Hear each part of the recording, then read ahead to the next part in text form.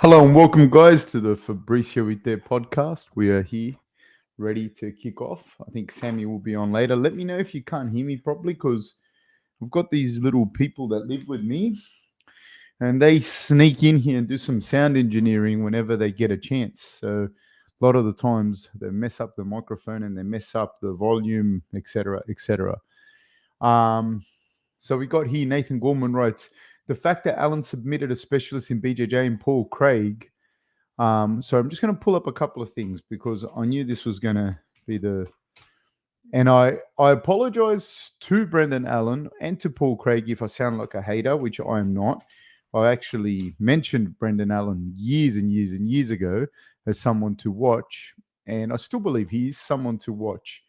Let me go back to the question now. He submitted someone like Paul Craig so quickly. How much of it is down to Craig coming down a weight class and not having the weight cut draining his energy to fight? I don't know. I think that the problem with Paul Craig is he was never a fast guy at light heavyweight to begin with.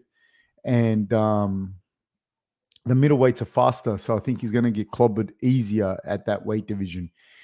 And whilst he's touted as a submission specialist, and he's a good jiu-jitsu practitioner, don't get me wrong. Off his back, he's very good. He has got submission losses on his record as well. And I'm not bagging him or any of the guys that beat him. But whilst Tyson Pedro wasn't a submission loss, it was a TKO to elbows. But from what I remember, Tyson had his way with him on the ground himself. Jimmy Crute submitted him with a Kimura. And Jimmy Crute very much had his way on the ground with him. Now, it's not to say that he hasn't improved, and he has a good win against Andre Muniz, but in fairness, Andre Muniz has not shown to be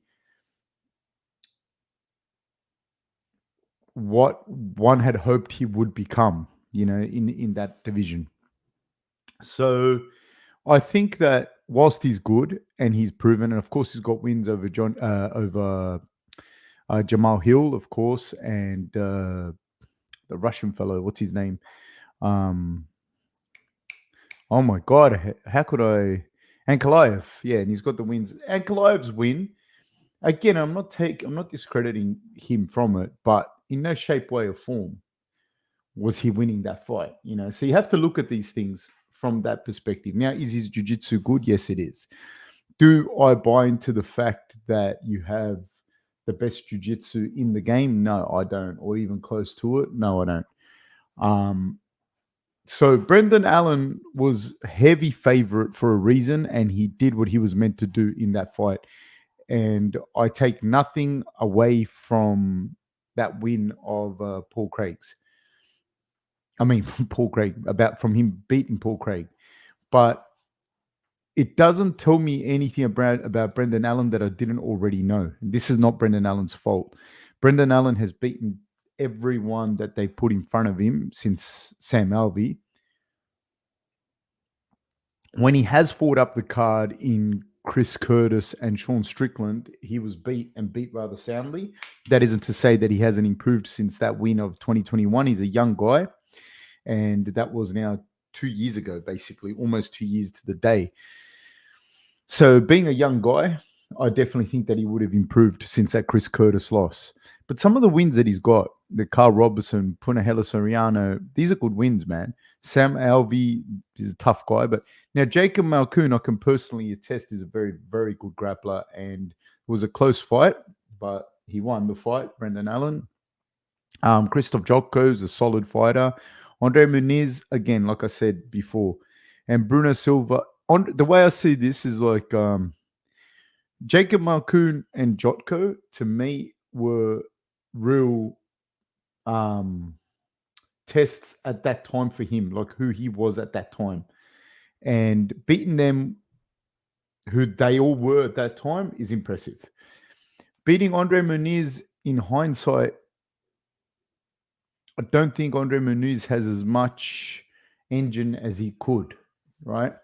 Bruno Silva, solid fighter, and Paul Craig, solid fighter. Not taking anything away from these guys, but I haven't seen anything from those fights after the, say, Jotko fight. I haven't seen anything after that that's different. That doesn't mean that he's not good. That doesn't mean that he's not fantastic. And I definitely think he needs to fight up the card. And I said this before, actually. I said it before.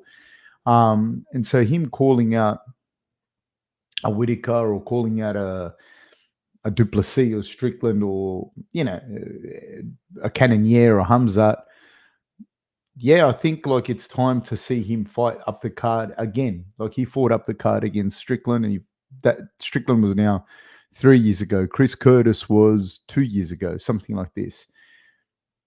Yeah, it's time for him to get a fight up the card again, for sure. How he will do against some of those guys, I don't know. But it's definitely time for him to fight up the card, and I'd love to see him fight. And I think it was a well-deserved win, for sure. When I say that, I don't say any of that to say, oh, it wasn't good, or it wasn't whatever. Or he's not that good, or Paul Craig's not that good. He was like a 3.5-1 favorite in that fight for a reason, and he performed like he was a 3.5-1 favorite. So I can't say to you that any of that was surprising, and I don't think it does anything for him moving forward. You know what I mean? Like Madaro Chiha says, what were your thoughts on the controversial stoppage by referee Mike Beltran? Isn't me or a referee's trigger happy to stop fights early?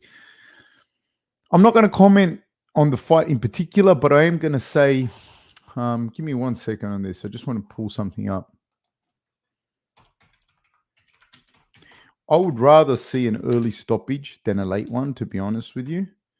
I don't think people understand how difficult it is to I don't think people understand how difficult it is to referee. I wouldn't want to do it. I think with a submission, especially, I was thinking about this today, especially with like a head arm triangle or something like that. I think you should just let it go, like chokes and that. You should just let it go. But it's very, very hard, dude. You don't want to be the referee that has someone die on you in the cage. You don't fucking want that, dude. So I understand them, like the amount of pressure they would feel, and calling a fight a little bit early is, you can come back and fight another day rather than calling it that little bit too late. And you don't know. It's a high pressure situation. It's very, very hard. They're very, very easy positions to criticize the referees and judges. But dude, like, I have never criticized a referee or a judge. There are calls that I don't agree with. Obviously that wasn't a good call. Like, you know what I mean? That isn't to say that I agree that was a good call. I don't think it was a good call. But man, like I said, I refereed high school basketball, like under, I'm going to say 18s or 16s basketball when I was in high school myself. Like, it was a representative game. And it's nothing like what you think. It's so fast. And you don't get to go, that was a travel. No, that was a travel. No, it's like the moment you think travel and the game's gone. So you have to see it and call it straight away. And with fighting, it's the same thing. You have to call it right there and then. And I was thinking about this the other day because I was watching that Dan Hooker fight when he fought Mahashev, and Mahashev did the Kimura, and Hooker screamed. And I don't remember if Hooker screamed now, which is beside the point, but I don't remember if he screamed because he was in pain. I don't remember if he screamed because it was a verbal tap. But I do think that if you scream and you do that kind of verbal tap, it should be that, like, that's it. That's that. If you talk, if someone gets you in a submission and you say to them, you start talking, it should be called, because it's already, there's too many things happening, there's too many things fucking happening. And I think, like, if one day all that's going to happen is dude verbally taps, and you don't, like, there's the other guy doesn't understand English or whatever, and he just fucking rips your arm off or rips your leg off because there's a discrepancy there. So it's hard. It's a really hard job, man. I think I'd rather refs calling it early than calling it late. I know it's not what's popular. What's popular is to shit on the refs, say they don't know what they're doing, shit on the judges, say they don't know what they're doing, instead of actually understanding that it's a super hard job that's happening in a fast-paced environment that you don't get a second shot at. it's a shit job. That's I wouldn't want to do it. Jordan Martinez says, why do you think the UFC keep going to the Apex for their cards? COVID is over. Shouldn't they go out to the world? They may be saving money by not going out, but their international growth will be hurt by this. I have no idea, right? Not good or bad or whatever. But I will say this: the UFC have proven to know what they're doing. So I don't know if there's a reason for that. If they're doing it, there's a reason for it. They know what they're doing. Max Jamil says, thoughts on Aspinall calling to strip Jones? I feel like the UFC don't want to anger Jones. If they strip him, he might retire to pay back the UFC. So keep him champ to make him happy. Thoughts? Well, I think that might be true to some extent but not necessarily exactly like how you said it. I think that in that particular instance, Jones is a big money fight at heavyweight. Like Jones fighting anyone at heavyweight, especially, he's going to sell. It's going to be a huge fight. That's the greatest heavyweight ever. Debatably, right, but definitely the best light heavyweight ever with the UFC. At heavyweight, you probably, Ngannou would probably be the best fighter, the best heavyweight, like as in the one who probably would have beat everyone else. But before everyone loses their fucking minds, I'm just saying he's not there. So he's not there to fight Jon Jones.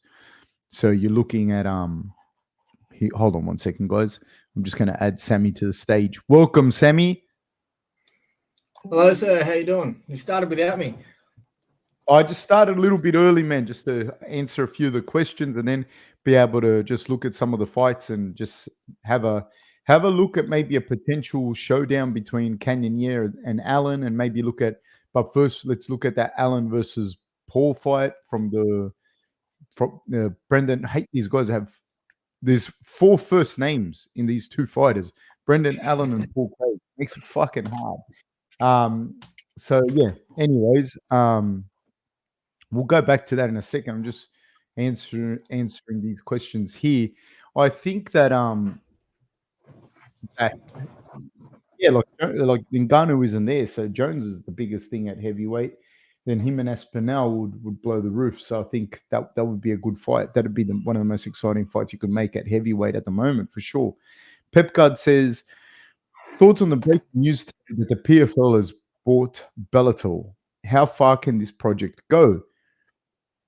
I think, from my understanding, like there's some Middle Eastern money associated to PFL as well. You know what I mean? So I think it can go pretty fucking far, because that's the definition of deep pockets. Some of these like dudes, like I was looking at this before, like some of these guys, like, and I can't fathom this type of money, right? But when you're talking about these dudes that are worth $3 or $4 billion, right? And they back the UFC and all the people around them back it. But the kind of money that Saudi money has and Middle Eastern money have and all of that, like with that oil money, like they're like, I don't know how many billions. I don't even want to talk shit. I don't have any idea, but it's a lot of money. You know what I mean? And if they want to put on these shows and they want to back it, they will, and they can. It'll be a drop in the ocean. So I believe so. Correct me if I'm wrong. Like, please let me know about this with the PFL. So if they have the PFL as well, I think I read something somewhere that kind of splits, and it makes a bit of sense. That kind of splits now that amalgamation between Bellator and PFL, the UFC by itself, and ONE FC by itself. It basically splits the MMA into thirds. And so that gives that little group of Bellator and PFL a big market share. Further to that, I think that it gives fighters somewhere else to go. Now you have like 3 places to go, and I think that's going to make a big difference in moving forward for sure. Kenny says, correct. SAE got that oil Prince monies. Yes, it does, mate. Yes, it does. Yeah, and so I can't fathom that type of money. You know what I mean? I can't, because I was looking at, what's that lady's name, Sammy? The richest lady in Australia, Gina Reinhardt. Yeah. Is that right? You pronounce Yeah. the name? Yeah. And it was like she's worth like $30 billion. And then I was looking at the next richest dude in Australia, and he's worth like, say, I don't know, 3 billion less than that, right? And you look at that and you think, oh, that's about the same. 30, like I just said it then, like 35 to 30. It's like, but that what I just said was like a $5 billion difference. You know what I mean? So yeah, they'd have the money to fucking put on shows if they want to put on shows. Like that's, I don't know. What are your thoughts on it, Sammy? Oh yeah, that's it. I'm here for the stats. I don't know about all that stuff. Randy says, "Hey Fab, looking good, thank you, Randy." And then Randy says, and this Randy says is Jimmy Crute, not me. Jimmy Crute looks like Jimmy Neutron. I don't know who Jimmy Neutron is. Sammy, what have you got for us? I just pulled up the fight from the weekend with Brendan Allen and Paul Craig. Hit us. So total significant strikes landed, obviously in favor of Brendan Allen. He was on top a lot. 32 significant strikes to Craig's 6. 52 total strikes landed overall compared to 13. And overall for the whole 3 rounds, I know that third round ended short, but 26 of those 32 significant strikes were to the head. For Brendan Allen struck Paul Craig to the head compared to 3. So dramatically, everything kind of going Brendan Allen's way. Takedowns, 2 takedowns to Brendan Allen. Control seconds, 478 seconds overall for the entire 3 rounds. And 19 ground strikes to Paul Craig. Didn't land a single significant ground strike either. I think I don't think Paul Craig landed in the first round. He might have landed 5 strikes or something, right? Like 3 or 4, 5 strikes, something like this. Is that correct, Sammy? He landed 3 significant strikes, 7 total strikes, and his 3 significant strikes, there was only 1 to the body, 2 to the legs. Yeah, how tall is Brendan Allen? Oh, I'll have to pull that up for you.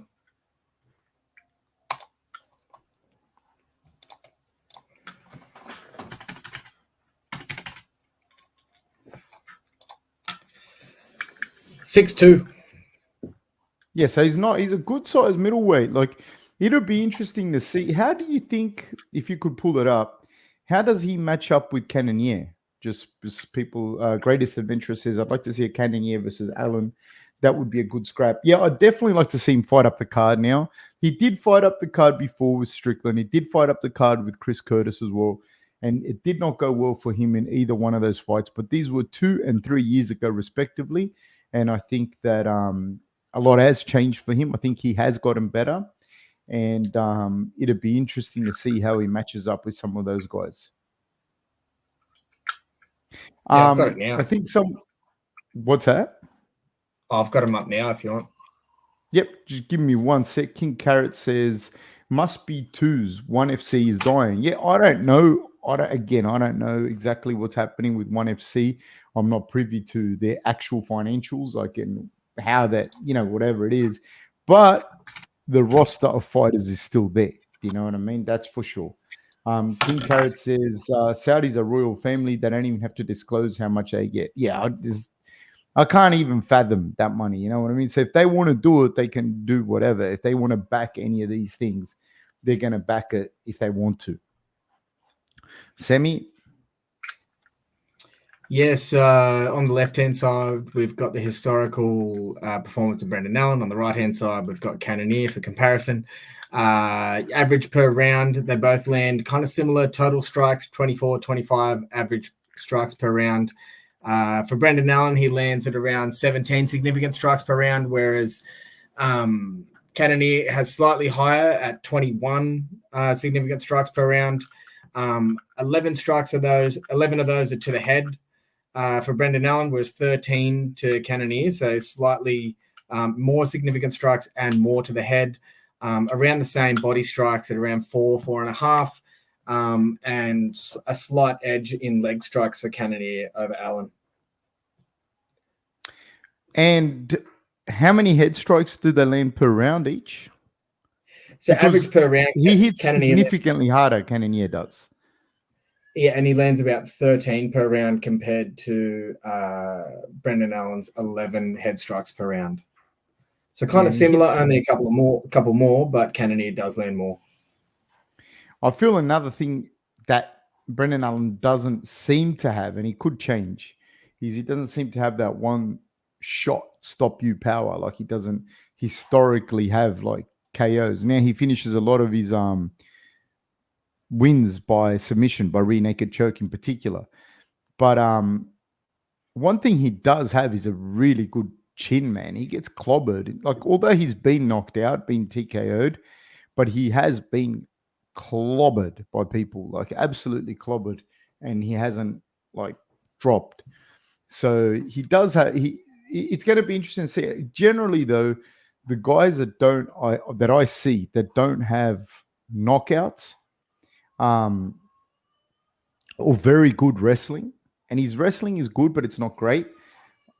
I don't see them going the whole way up the card, like I just don't see that. But he has beaten everyone they put in front of him, and he's done, like, since Chris Curtis fight. I would like to see him fight up the card, and Cannonier is an interesting one. Looking at it from what you have there, Sammy, how do you see the matchup? Yeah, I'd probably favor Cannonier, and also just because I don't know, if you look at his list of opponents, whether he's lost or he's won as well, it's kind of like a who's who of the middleweight division as well. And he's got wins and he's got losses. Like, he's fought right up there, eh? So yeah, I'd have to favor. Yeah, like his last win against. Sorry, go on.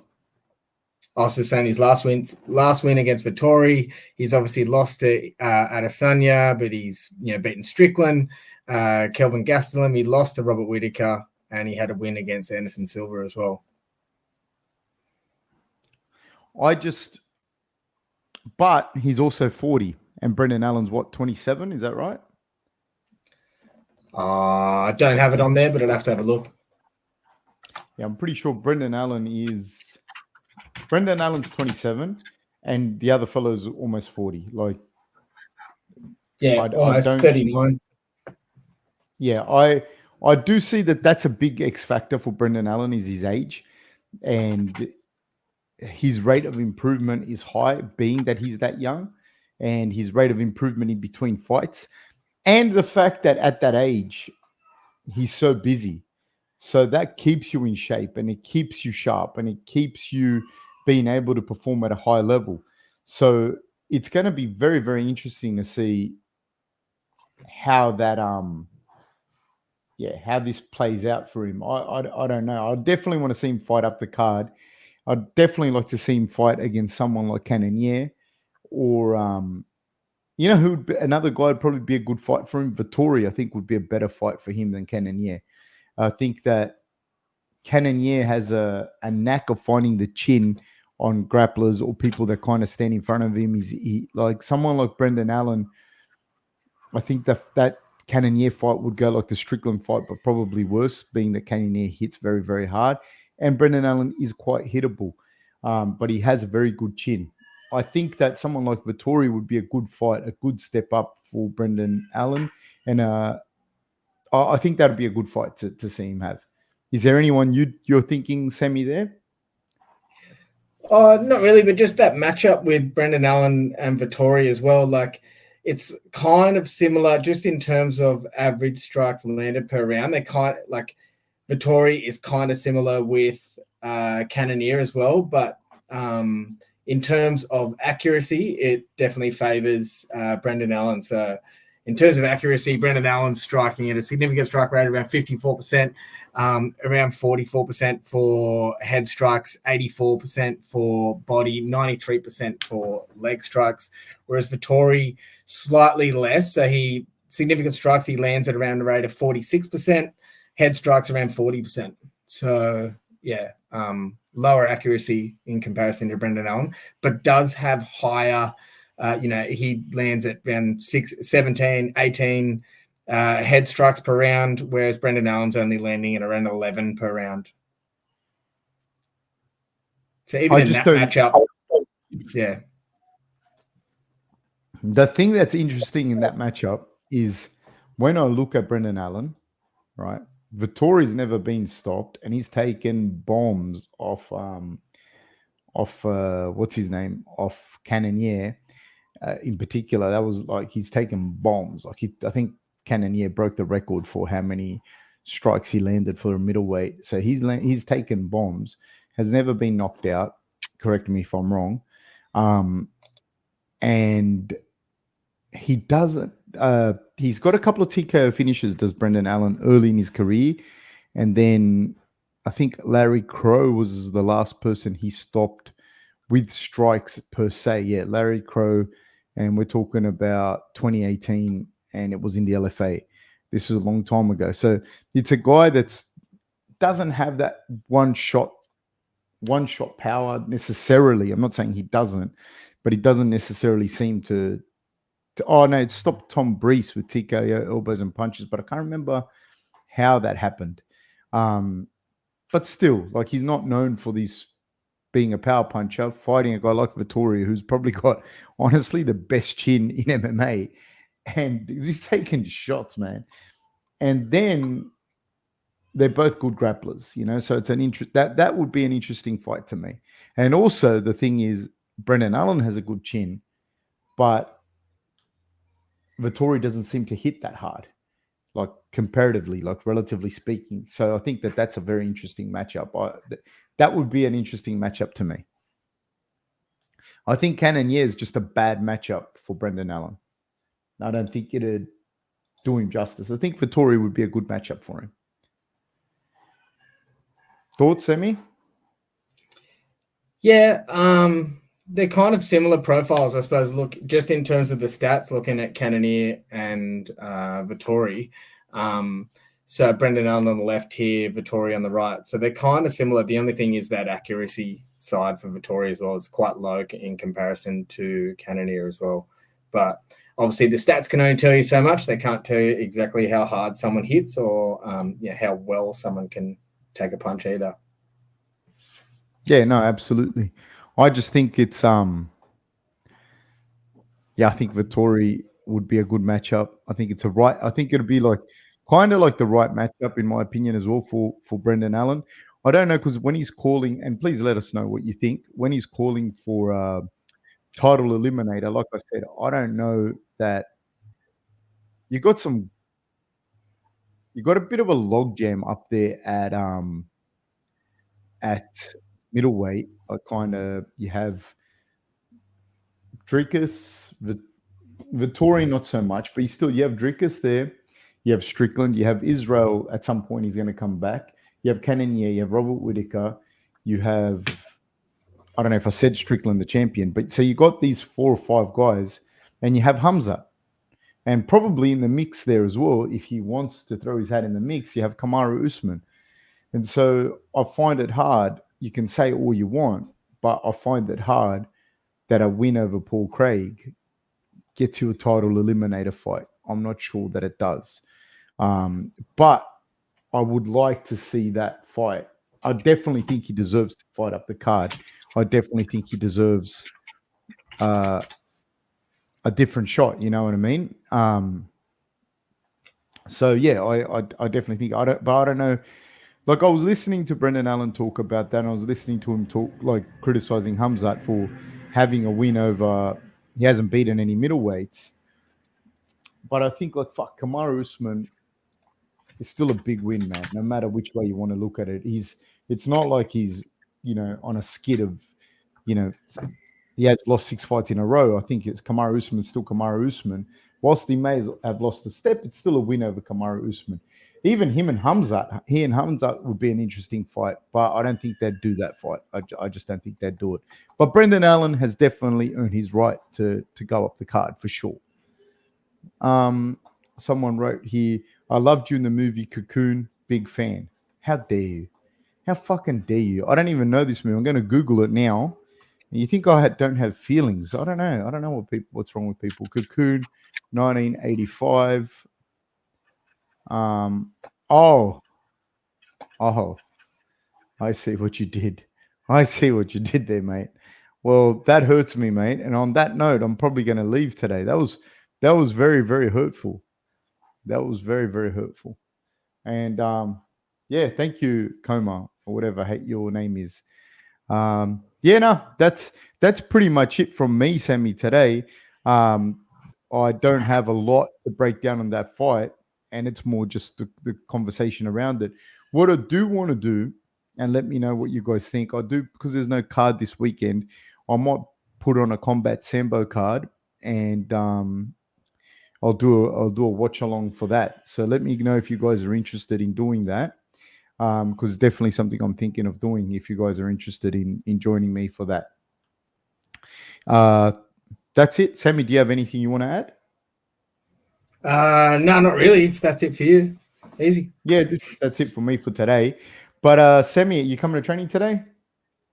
Yep, I'll be there always. Excellent. All right. Thank you very much, guys, and I will see you all later on.